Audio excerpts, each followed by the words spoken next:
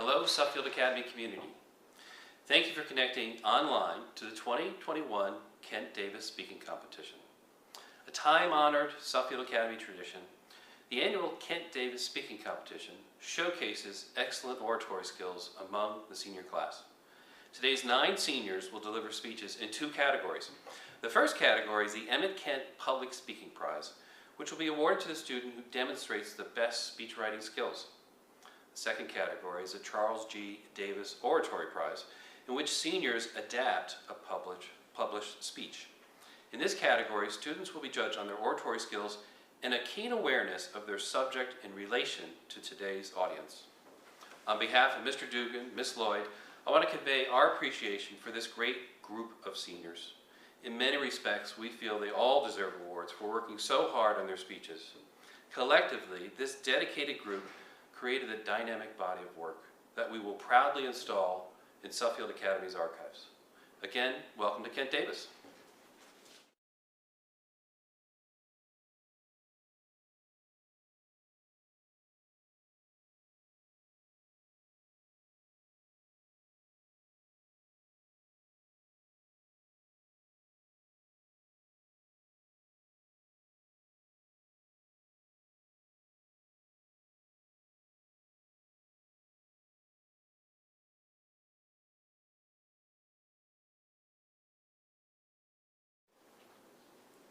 If I should have a daughter, instead of Mom, she's gonna call me Point B, because that way she knows that no matter what happens, at least she can always find her way to me.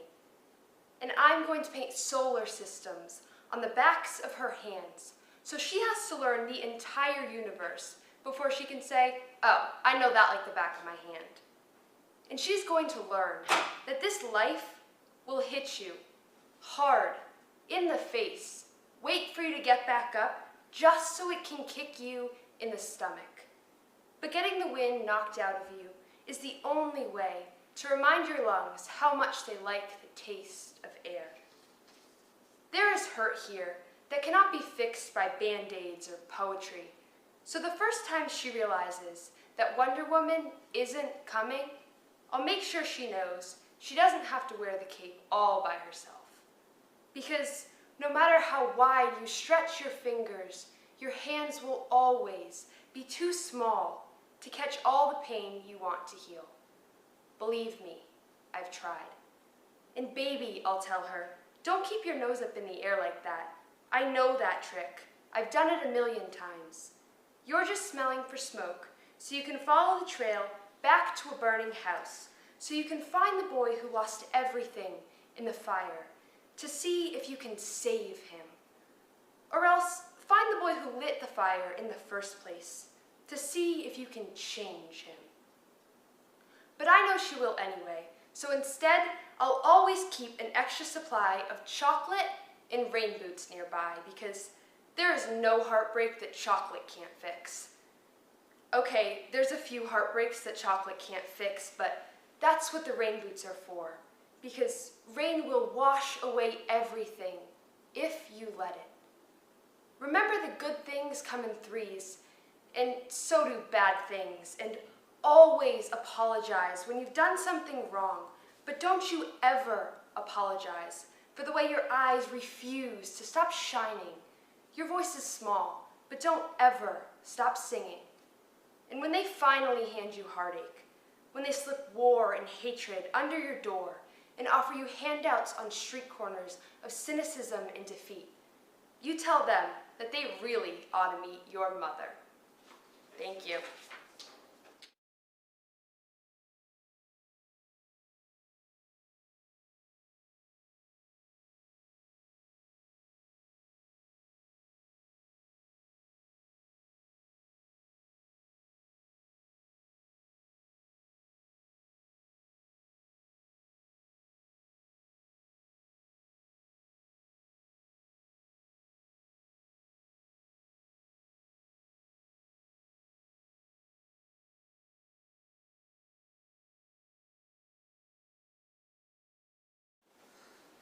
Women of color in America have grown up within a symphony of anger at being silenced, at being unchosen, at knowing that when we survive, it is in spite of a world that takes for granted our lack of humanness, and which hates our very existence outside of its service. And I say symphony rather than cacophony, because we have had to learn to orchestrate those furies so that they do not tear us apart. Those of us who did not learn this difficult lesson did not survive, and part of my anger is always libation for my fallen sisters. It is not the anger of other women that will destroy us, but our refusals to stand still, to listen to its rhythms, to learn within it, to move beyond the manner of presentation to the substance, to tap that anger as an important source of empowerment. I cannot hide my anger to spare your guilt, nor hurt feelings, nor answer in anger, for to do so insults and trivializes all our efforts. Guilt is not a response to anger. It is a response to one's own action or lack of action. If it leads to change, then it can be useful, since it is then no longer guilt, but the beginning of knowledge. Yet all too often, guilt is just another name for impotence. It becomes a device to protect ignorance and the continuation of things the way they are, the ultimate protection for changelessness. If I speak to you in anger, at least I've spoken to you. I've not put a gun to your head and shot you down in the street. I've not looked at your bleeding sister's body and asked, what did she do to deserve it? This was the reaction of 2 white women to the lynching of a pregnant black woman whose baby was then torn from her body. My response to racism is anger. That anger has eaten clefts into my living only when it remained unspoken, useless to anyone. It has also served me in classrooms without light or learning, where the work and history of black women was less than a vapor. It has served me as a fire in the ice zone of uncomprehending eyes of white women who see in my experience and the experience of my people only new reasons for fear or guilt. And my anger is no excuse for not dealing with your blindness, no reason to withdraw from the results of your own actions. To turn aside from the anger of black women with excuses or the pretext of intimidation is merely another way of preserving racial blindness, the power of unaddressing privilege, unbreached, intact. Oppressed people are always being asked to stretch a little more, to bridge the gap between blindness and humanity. Black women are expected to use our anger only in the service of other people's salvation or learning. But that time is over. My anger has meant pain to me, but it has also meant survival. And before I give it up, I'm going to be sure that there is something at least as powerful to replace it on the road to clarity. Thank you.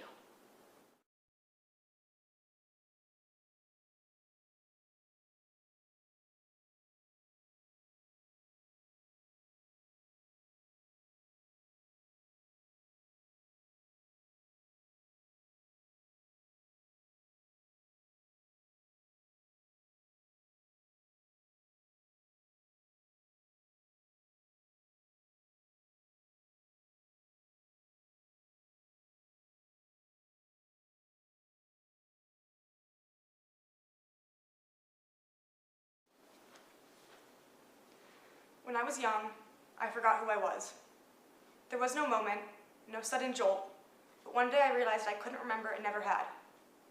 It felt unsafe, like I Looney Tunes myself off some cliff and suddenly looked down. I was stuck in that moment, waiting for the inevitable fall. The next day I was expected to be someone I knew I should have, but I couldn't find my way out of an all-consuming nothingness that filled my days and nights. To make up for it, I built a puzzle.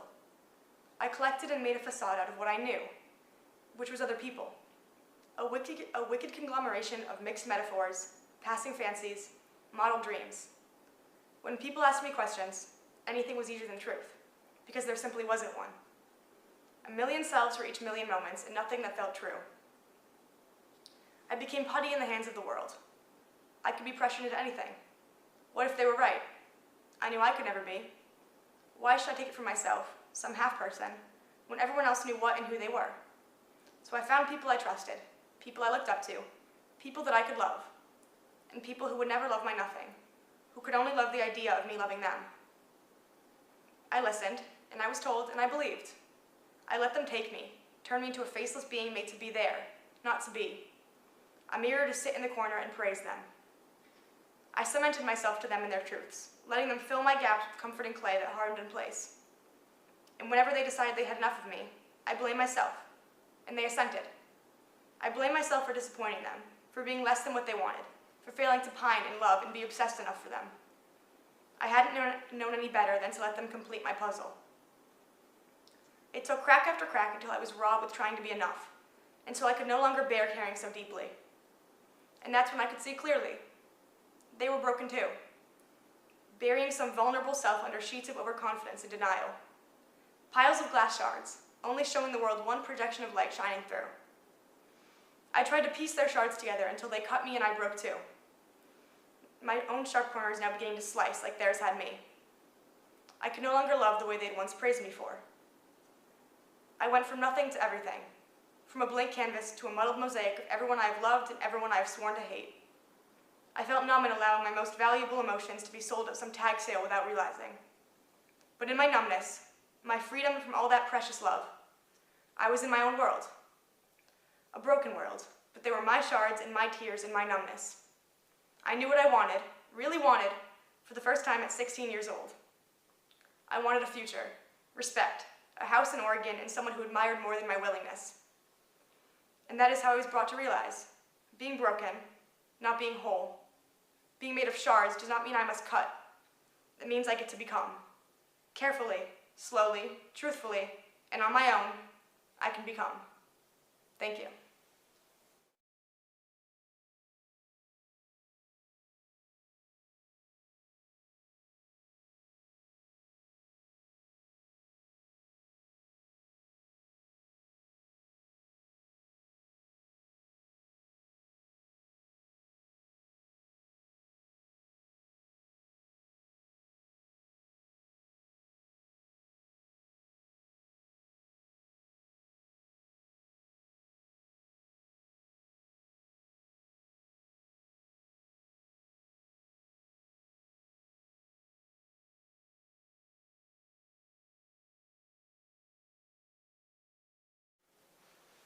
Truth is one.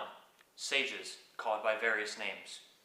This is a phrase from Hinduism that rings true. In a world with 4,300 religions, religious tolerance exemplifies the idea that no one's values are superior. Values are simply differing views that employ slight cultural and moral differences in the justification of the human experience.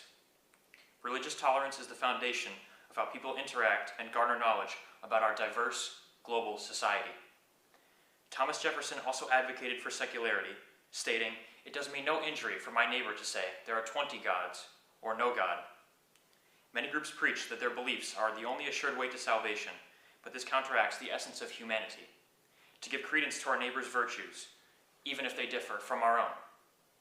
Diversity is profoundly based in religion, in which the idea of a divine pinnacle is demonstrated in numerous forms, yet at the heart of them all is the idea of ethos, which comprises holistic societal well-being. In Matthew 22, verse 39, Jesus said, "Thou shalt love thy neighbor as thyself." Jesus did not instruct us to fear differences, but rather to validate them alongside the experiences of others. This verse from the New Testament exemplifies how religious progressivism has become more prevalent, whereas areas of the Old Testament touted Christianity as the only path to deliverance. In the modern day, the Israeli-Palestinian conflict is a prime exhibition of religious intolerance. Two peoples have laid claim to the same land since the mid-20th century, and civilians have been killed over it for decades.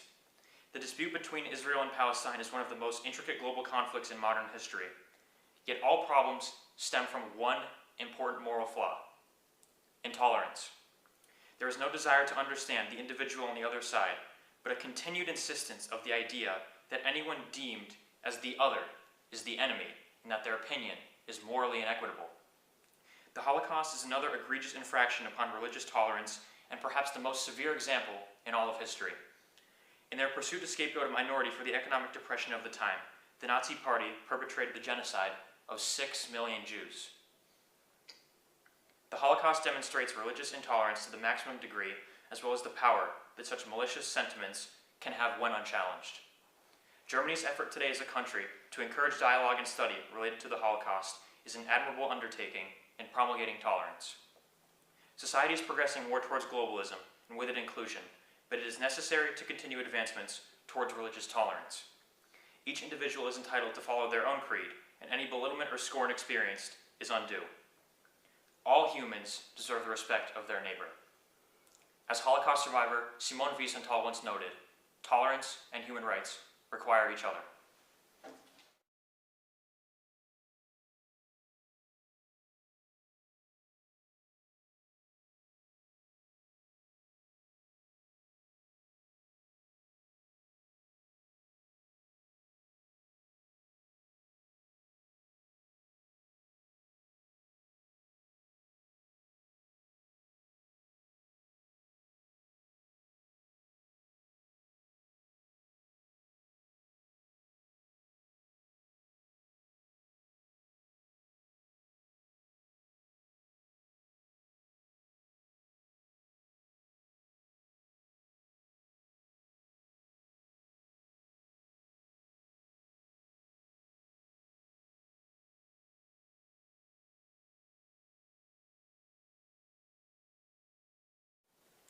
My honeypot eyes that gleam in the sun, my clumped curls that frame my deep brown skin, create the first impression of my blackness. My blackness is my most defining feature, the first thing people see. Not my intelligence, not my athleticism, or my artistic abilities, but my distinguished semblance. This external facade that intersects all aspects of my life is categorized as a societal flaw, a flaw that can turn me from a monster to a ghost in the glimpse of an eye. The widened eyes which focus on my accentuated curves as I walk, yet in the same breath, those eyes turn down to clutch a purse. Seemingly being afraid. Are they afraid because I'm black? Are they afraid because I'm confident? Are they afraid because I'm a confident black woman?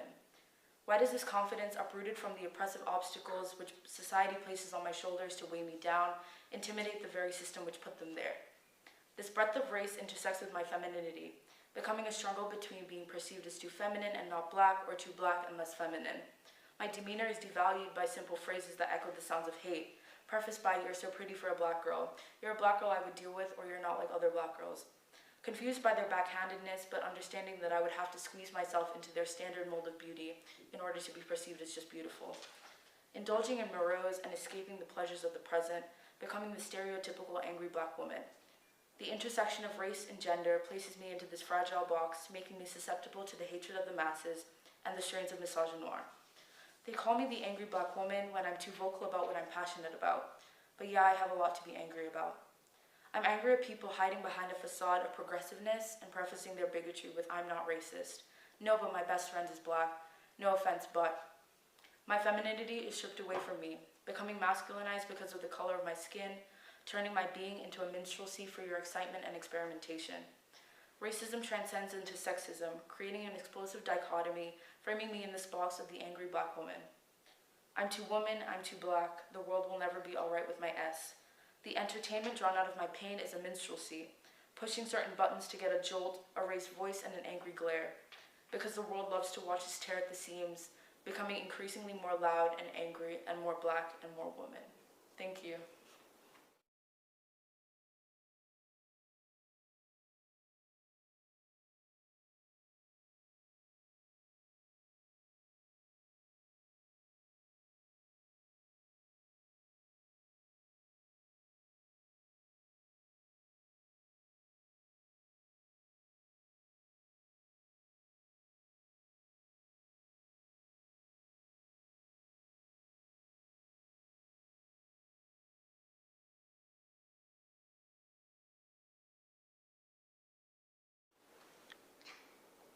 Water is coldest with the first step on purpose.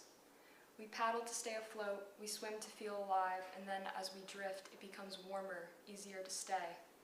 I know this all too well, standing at the shores, peering out at cloudless skies, looking for your body amongst all that blue. I have to remember it's not your arms pushing past and not your legs kicking fast away from me. It's the loveless alcohol. There is nothing scarier than a motionless sea and sunbeam skies where in those moments of terror the storm has passed. I apologize for wondering how long till winds pick up at the pace they once left off and waters soon thrash into recycled madness. You're always pulling me in so I can feel small again, but I struggle to navigate this embrace that holds me. My chin rests on the left of your back, and I think of the one who used to let me sit atop their shoulders when I was just 4, to let me peer into museum exhibits and skip the standing in line at amusement parks. Your hands press into the bony structure of my spine, and I think of the fingers once intertwined with mine, guiding me past the welcome mats of liquor stores. I think of the shiny smell those stores used to carry, the kind of shiny that exists in oil spills, slowly spreading into the veins and heart of sober seas. I hate those sweet sunrises and the way I pray for them just the same. Even now, I don't know what feels worse, the memory of my fixed innocence or your perpetual plea for forgiveness. My heart hurts for the time I didn't know what that bottled ooze was doing to you. My kid-sized Skechers waiting at the register as you unconsciously pay for poison. The cashier, just doing his job, leans down to me. He holds a woven basket filled with free candies and tells me I can have one. Just doing his job. I forget about the polluted air. I just want my lollipop. My shoes sat inside the car while I wait for the puppeteer that strips you of your savings to string you along. You re-emerge through the doorway with a brown paper bag, purposely opaque to hide contents I am too young to know exist. You tuck it next to me in the back seat and we drive home. You tuck me into bed and ask me what I'm reading. I'm reading a chapter book with the scrap chapter titles about two orphan twins, one boy, one girl, but the girl could never be happy. She had no one to love her. And for this, I always felt so lucky. So lucky I had someone who loved me. Someone who always packed my lunches with the PB&J because you knew I didn't like ham or turkey. Someone to sit front seat at my piano concerts and ballet shows. Someone who cared enough to be there. I hope you know I care enough to be there too. There's an anchor that weighs you, strangles you, ropes and tangles you into islands only visible at low tide. I wish you'd no longer feel it, and instead know that I will always be here waiting. On the shores I'll be searching, because my love for you is fathomless. I trust you'll come back soon. Thank you.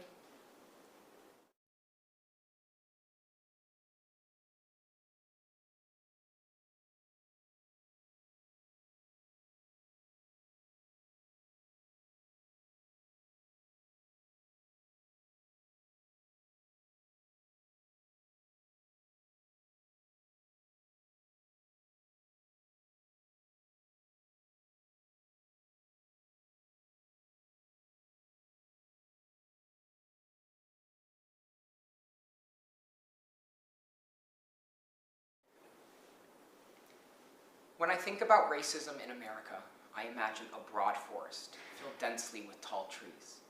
Trees as old as this country itself. Trees that were planted with racist seeds. Trees that grew prejudiced branches and oppressive leaves and mangled roots that buried and entrenched themselves deep within the soil, forming a web so well developed and so entangled that it pushes back when we try to look clearly at how it really works. This forest is where we live. It's who we are. It's the morals and the value system that we as a society have upheld and emboldened for centuries. I make this analog between nature and racism in this country because it's as pervasive and as real as nature. But in this moment, all of us are being invited to challenge that system and think about how to affect real change. I believe in my heart that the people who are going to make this change happen are listening to me speak right now. It's you who are the seeds of the future. You are the seeds that will grow into a new and different forest that is far more beautiful and loving than the one we live in today. I believe the path forward to eradicating the blight of racism relies on three principles. These principles are time, sufficient effort, and divine grace. We need these three things to be replanted anew, whole and with full hearts, healed and inspired as a country, as a forest of seeds that have been mutated, nurtured by new and ingenious ways of watering, and divine intervention that speaks to us all through the great Mother Nature with a voice of compassion. We can control time and sufficient effort. We cannot control divine grace. But I believe divine grace is the faith we can choose to place in each other to prosper lovingly and effectively. I believe you beautiful seeds have been presented with a wonderful gift.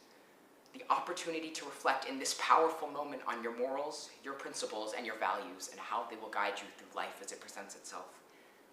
And as you wonder where it will take you, your morals, principles, and values now must be sincere to you.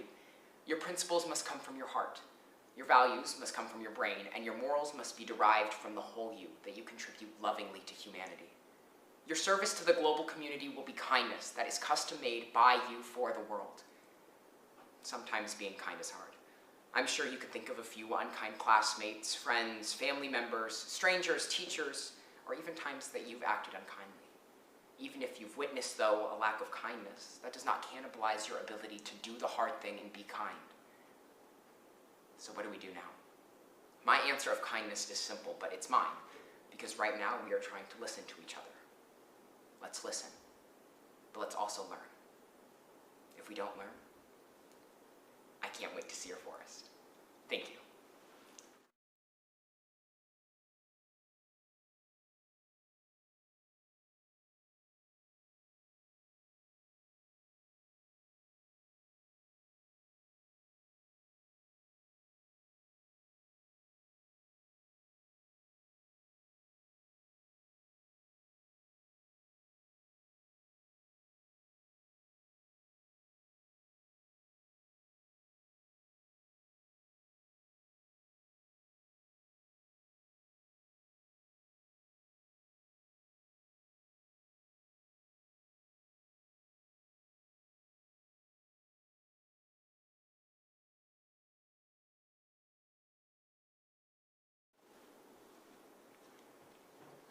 How much is one person worth?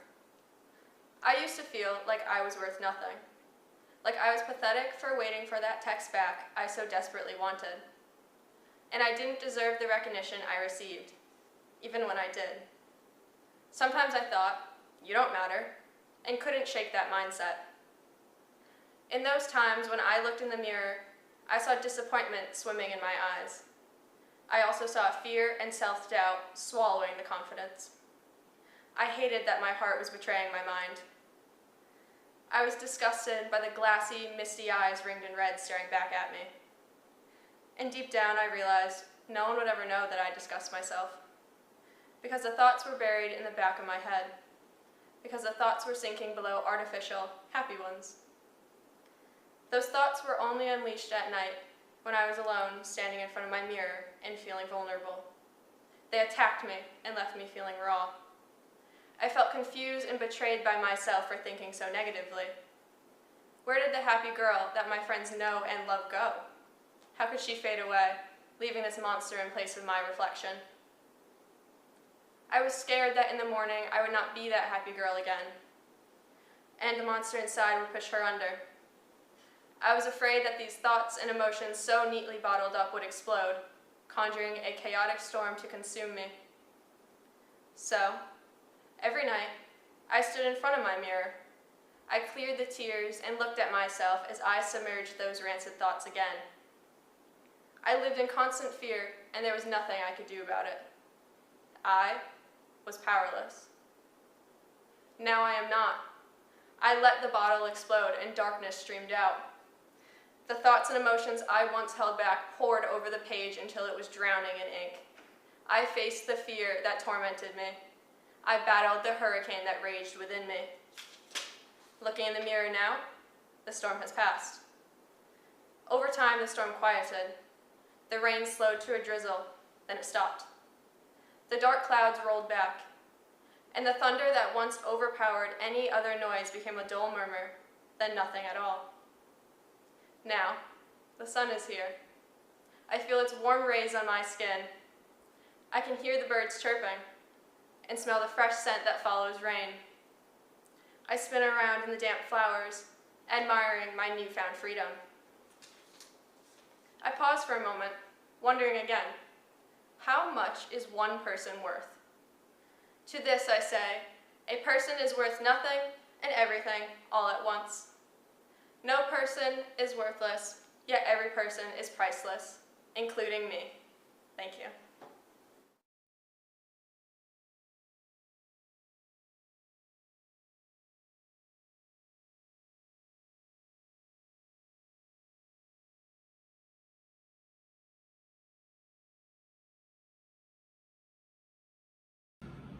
I'm not sure if everyone else has realized just how amazing the group within the space is. We all collectively understand something that is so powerful and life-changing: education. Incredible, awesome, rewarding, yes, and tiring.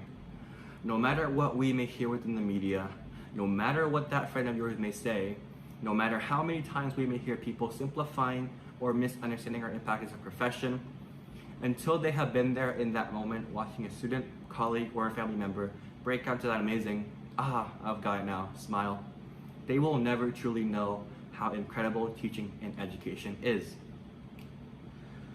Right now, it can feel like not enough people realize just how important teaching is for everyone, that they are still unaware that teaching really is the parent of all professions, skills, and abilities.